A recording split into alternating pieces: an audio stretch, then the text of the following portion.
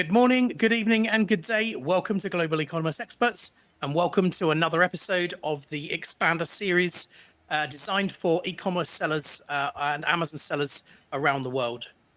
Really excited today because today we are looking at 5 top tips for growing and expanding your Amazon business in Q1 2024.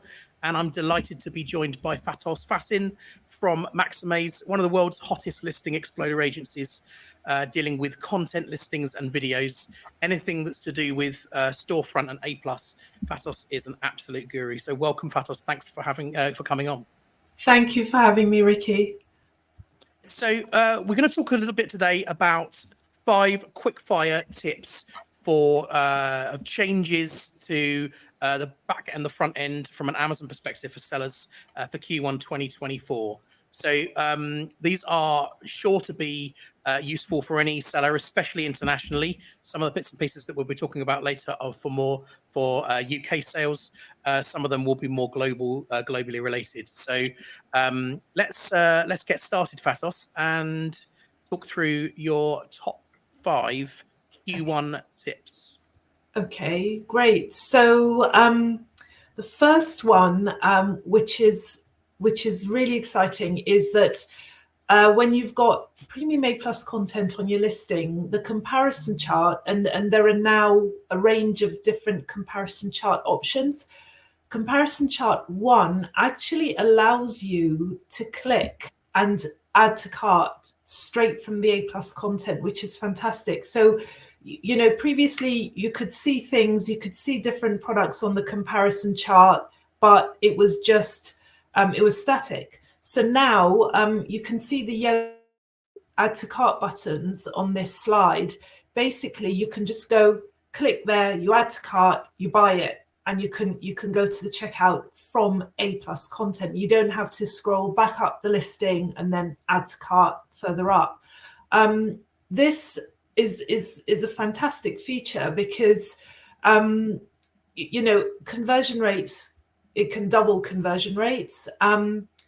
It's fantastic. You know, shoppers can see some of your different products, so there's more of a chance of cross-selling. They're going to buy more than one product. So it's a great way of increasing sales overall.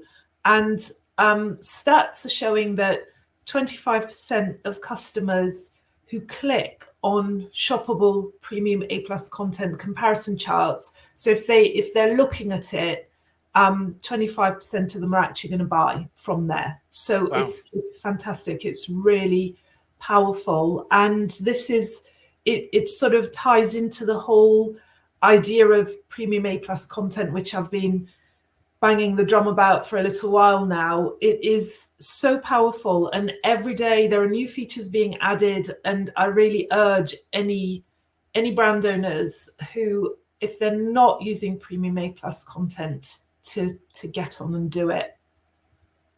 So, and the contents comparison, is that the same A+ content, or is that different?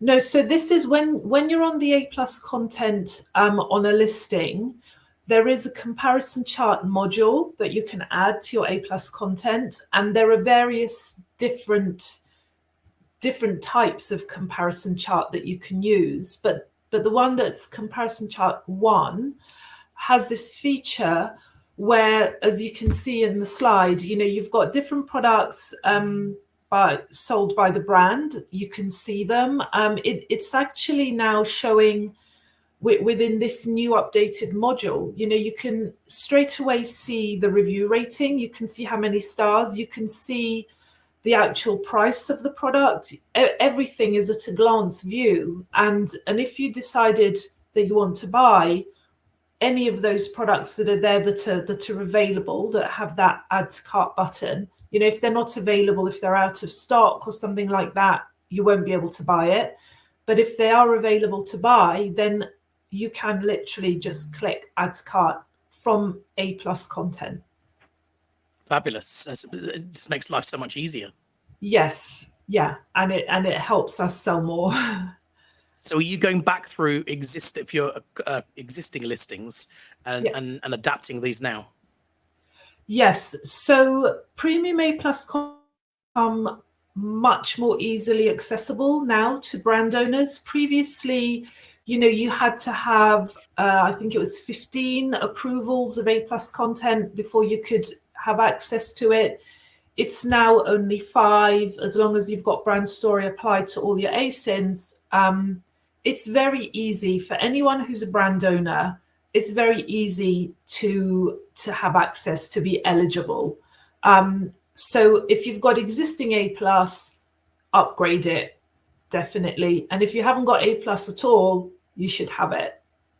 And what proportion of people are using Premium A plus? I don't. In your experience.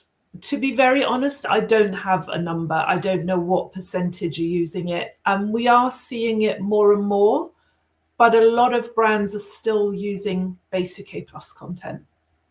Okay, well, there we go. Top tip number 1 for Q1 2024, comparison chart 1, Premium A plus content. Thank you. That's a good start. Yeah. Okay. Let's move on. Next one. This sort of news item came in from Amazon. Basically, it's sort of taking control away from sellers, because anybody, other sellers or Amazon, can go in and change the images on your listing without you knowing about it. And the reason that this might happen is if you haven't got the right required images on your listing. So the 3 main requirements to be compliant with their listing image requirements is that you must have your main image on a white background. That's the first requirement. The second is that you need to have lifestyle images. So you need to be showing the product in an environment, in which it would typically be used. And the other one is that you have to have infographics showing size and fit information. So let's say, for example, you're selling a photo frame, and in your whole image stack, there isn't an image that shows the dimensions of the frame. Then somebody else may well come in and add that image into your listing without you knowing about it. So the upshot of all of this is that as sellers, we all need to be making sure that our listings are optimized. If you've got the right images, then you're not going to risk this happening to your listing. But if you haven't, and somebody comes in and adds an image over which you have no control, that's going to affect your listing quality. It's going to affect your sales, your conversion. So it's really not worth the risk. Yeah, I think it sounds like Amazon are particularly pushing now on quality of listings, across the board. And these are 2 really good examples of, the effect that can have, and how you can't do a mass update, and you really need to be quite careful with listings, especially if you've got big ASIN catalogs. That there could be some real howlers lurking in there, couldn't there? So taking care with the way that those are being looked after. So that's great. Yeah. Okay, so 2 there on listing quality. This one again is to do with your content. So we know that A/B testing is something that everybody should be doing, and Amazon are increasing the number of different things that you can A/B test. And one of the new additions is that you can A/B test your brand story. So, and that's great, because your brand story is something that you can change very easily, very quickly. It's not very complicated.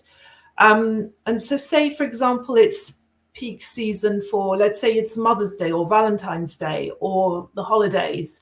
You can change it and you can test it very easily. And also, if you've got a new product that's launching and you want to highlight it a bit more, draw a bit more attention to it, you can change it. You can A/B test it. So yeah, brand story also now you can A/B test it. And actually, this wasn't the sort of third one. I was specifically talking about brand story, but you can also now A/B test multiple things at the same time. So whereas previously you could only do one, now you can test for multiple different attributes simultaneously. And how does that work in real life? How long are you running the A/B testing for, and what are the outputs from those?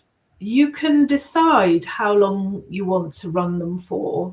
So you can actually choose how long you want to run them for, but you do need to give it a bit of time to work. So, I would say don't run it for 2 weeks and switch it off, because that's a very short time frame. You do need to let it run for a little while. Okay, so more like a month. A month, 6 weeks, something like that, at least. Yeah. Interesting. So it's quite a long drawn process if you're testing lots of different things. But like you say, if you can do more than one at a time, you've got some options there. Yes. Yeah. Okay. And previously, what was you could only A/B test small amount of things? Yes. Yeah. I mean, you could test your title. You could test your main image. You could test your A+ content. So now you can test more and more and more things. Yeah, pretty much all your content you can test. So I'm curious what would be the first sort of top 3 or 4 things that you would beyond your brand story. What would be plan 2 and plan 3 and plan 4 in terms of where are the go-to places? So your main image is really, really important, obviously, because if people are not clicking on your main image, you're not going to get the sale. Your other content isn't going to get a look in. So your main image and actually getting people to come onto your listing is the most important. So yeah, would definitely test your main image. And in terms of the actual content itself, beyond the image, the written content, are you using any software or AI or any such tools to do that, or are you writing those things manually? You can use AI to write your bullet points, and a lot of people do. We still do them manually. It's that's just me, but I know a lot of people are using AI to write them. But there's no Amazon's not penalizing the listings on that basis. I think they are now cottoning on to stuff that is sort of regurgitated and posted on there, because what a lot of people are doing is they will take all the competition's bullet points, put them into ChatGPT, and whatever it regurgitates, they're putting it on their listing and just kind of using that, and they are cottoning on to that. They are picking up on that. Okay, well, it's another good reason to have expert assistance on that kind of thing to really really reap the rewards. Okay, so that's good. So tip number 3 was brands on that front. Yeah. Now we're number 4. Okay. Yeah, so this is a new one. So in your growth opportunities, Amazon gives you suggestions, and typically that's been like run ads on this product and you could potentially sell this much more. Now there's a new feature that you can use, which is really helpful, which has suggestions as to how you can help reduce customer returns. And returns are a huge on your profit. So anything that you can do to try and reduce them is fantastic. So you can get insights on how much by taking the recommended action, how much that could impact your sales over the next 90 days, or it gives you suggestions as to how you may change your product detail page to try and help reduce returns. Also customer issues, it's sort of giving you suggestions on these are issues that customers are finding. Therefore, if you make these changes, that's going to potentially help reduce your returns. And also just gathering data on the sort of questions that are being asked about your product or similar products in the category. One that I came across for one of my products was that it has a zip on it. And, there was a suggestion saying there have been 11 questions about zip length for similar products. So it's just telling you, if you add this information into your listing, it's going to reduce that risk of having returns, which is great. It's really helpful. So especially if the tips are already there. Yeah, exactly. Yeah. So there's a lot of new development just to help sellers sell more. Reduce friction. Reducing friction is a big thing. So, yeah. Okay, so these whereabouts are these recommendations on the inside Seller Central? It's in the Opportunity Explorer, and you go into there and you see recommendations. Yeah. Okay, and is that the only insight? What sort of insights are growth opportunities? Growth opportunities, yeah. And do any of these recommendations, are these just content changes, or do they cost money? Or no, there are lots of different there are lots of different recommendations. Some of them are advertise this product or enroll this product in Vine, or there are various different recommendations. But this specific one, for recommendations how to reduce returns, is a new one that they've added. And have you applied any of these to products that you're managing and seen some effect of that? Yeah, I've applied some of them to my own products and seen definitely a positive impact from that. Yeah. I mean, as a manager of two big 3PLs, one here and one in the Netherlands, we see the effect of returns, on an hourly basis, and it's a big problem area, within e-commerce, especially if you're a seller who's abroad, because of course, then if you've got some slightly soiled or damaged stock, what are you going to do with that? So there's an enormous amount of waste. And of course, every item, every time you hear the waste word, you hear wasted money as well. So this is a really proactive step from an environmental perspective, from a sustainability perspective, but also just to save sanity on the bottom line, right?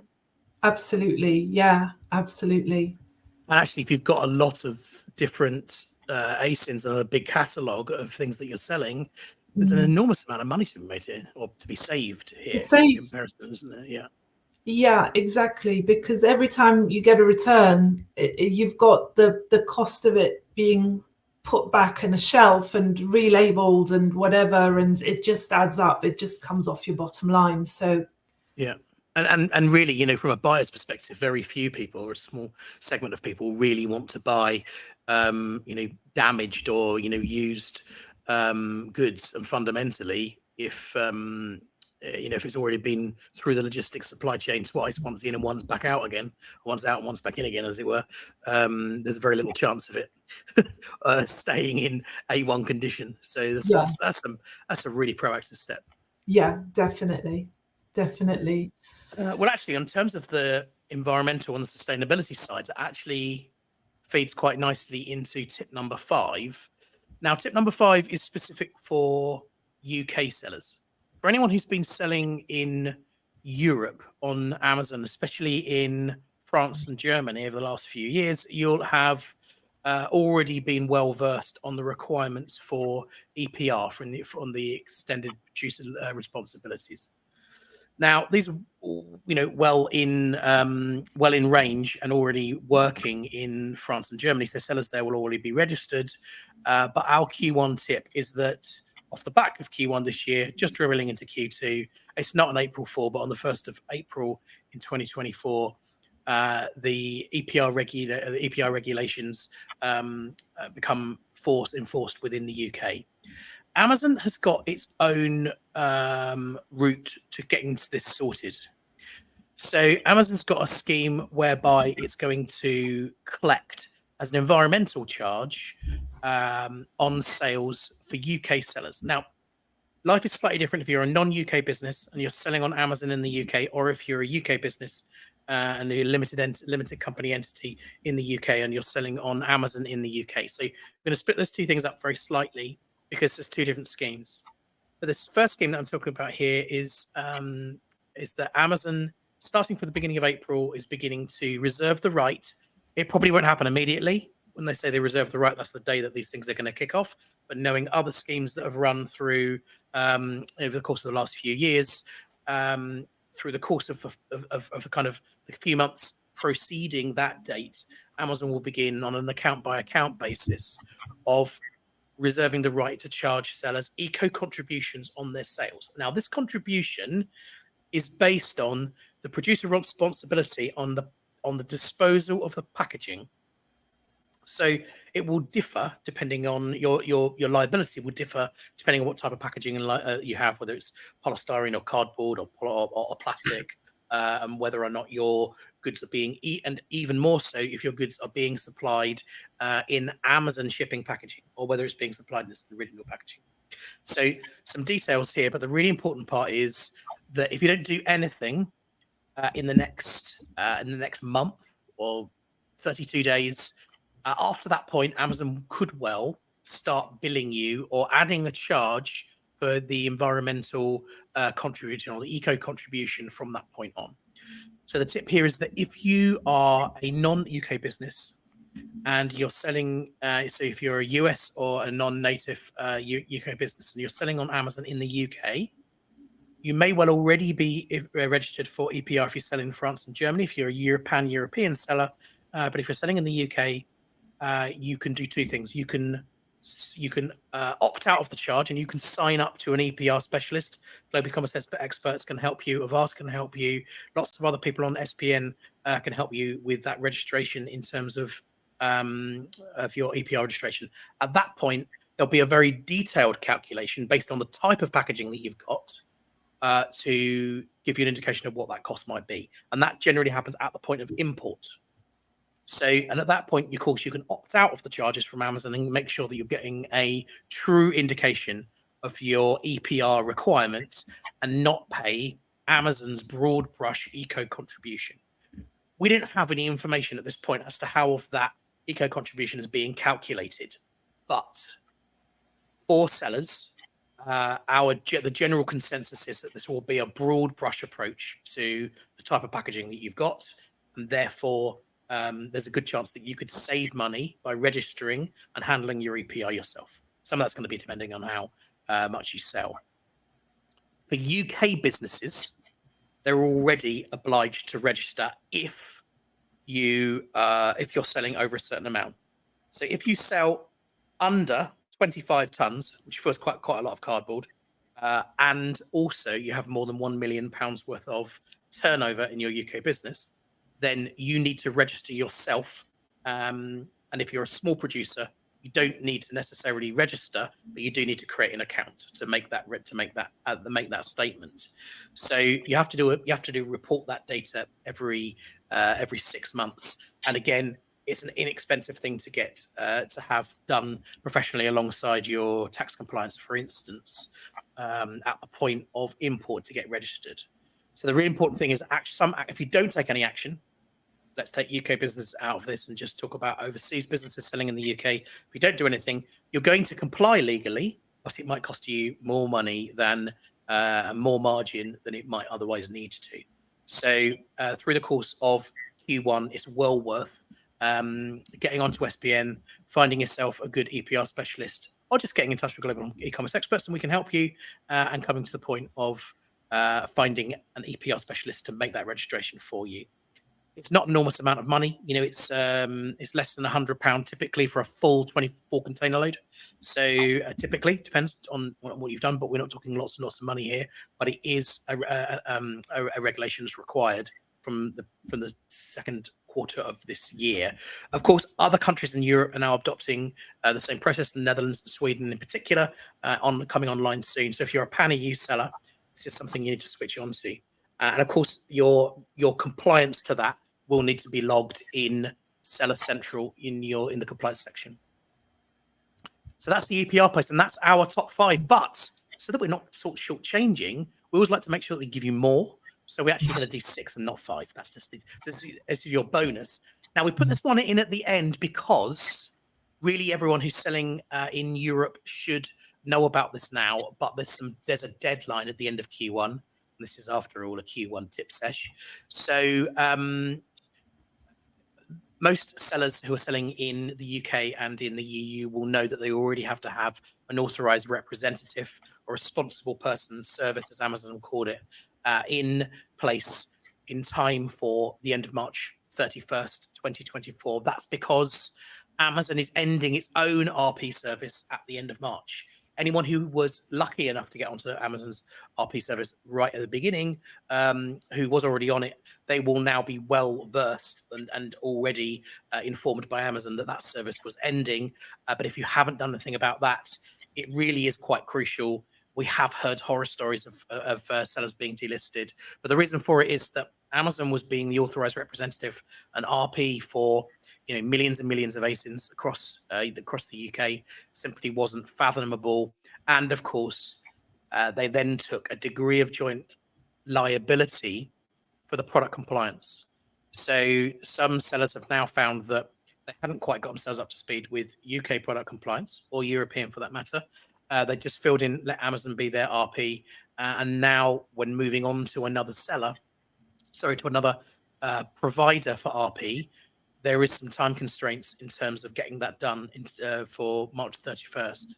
So let's take a look at what that looks like in terms of the impact. So we're talking about the 3Ds for an impact. I mean, we don't want to sound too dramatic when it comes to these things, but much like Amazon reserving the right, it will start working its way through accounts and highlighting and putting some deadlines on deactivation. It's unlikely to happen on the 1st of April. It'll begin on the 1st of April. Typically with these things, you might be unlucky and get an email in the first week of April. You mustn't ignore it, because there are sellers who are and have well been deactivated. And we know that because not all sellers were on Amazon's service and had an independent provider of that.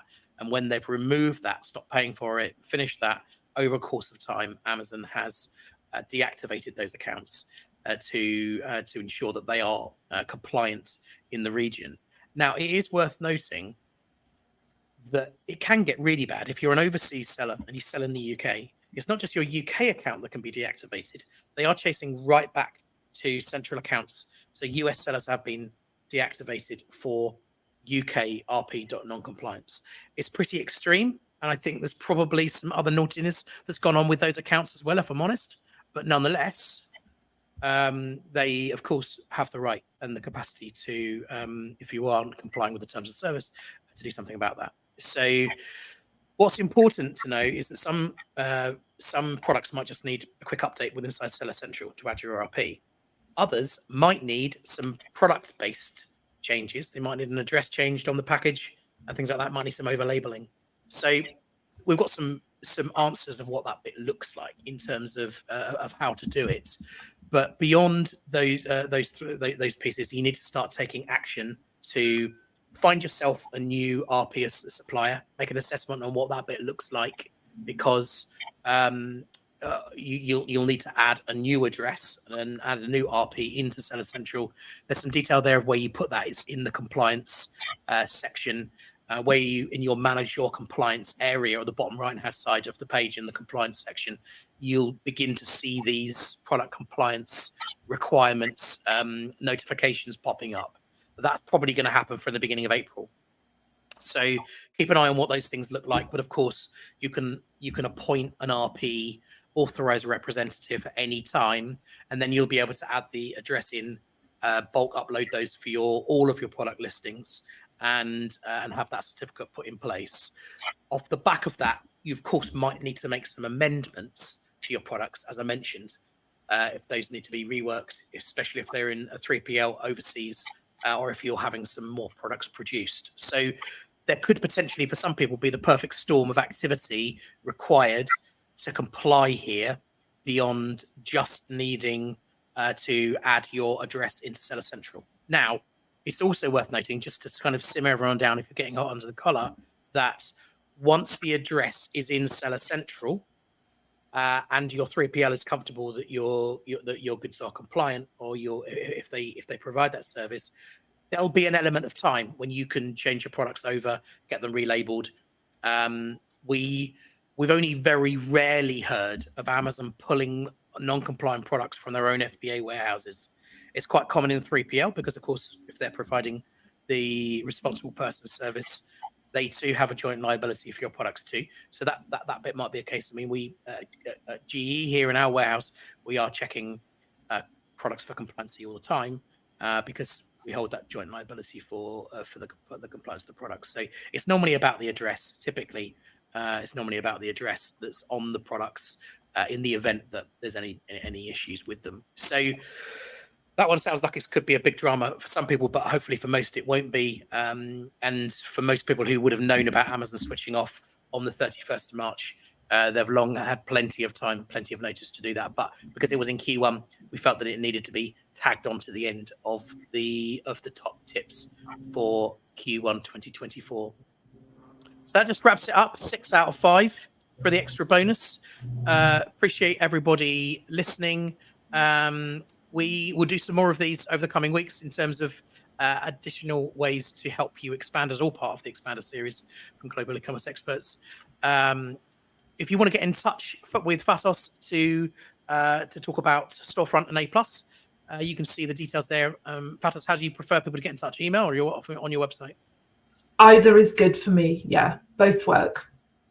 So I'm sure Fatos will be delighted to help you further with some premium A+, if that's something that's on your agenda.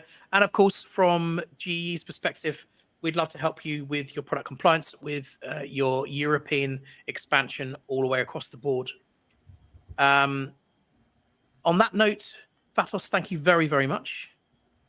Thank you for having me. Until next time, thanks for listening. We wish you all the best of luck with your businesses in Q1 and Q2, and we look forward to seeing you on the next show.